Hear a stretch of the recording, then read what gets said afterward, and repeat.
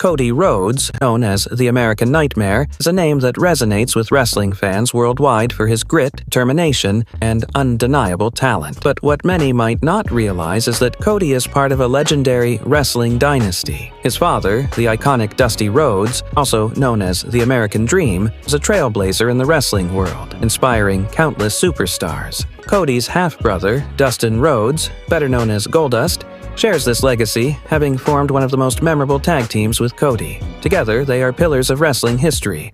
But the Rhodes family tree extends even further. Cody is related to other wrestling legends such as Jerry Saggs and Fred Ottman, making his lineage a true wrestling dynasty. So, the next time you see Cody Rhodes in the ring, remember that he's not just a wrestler.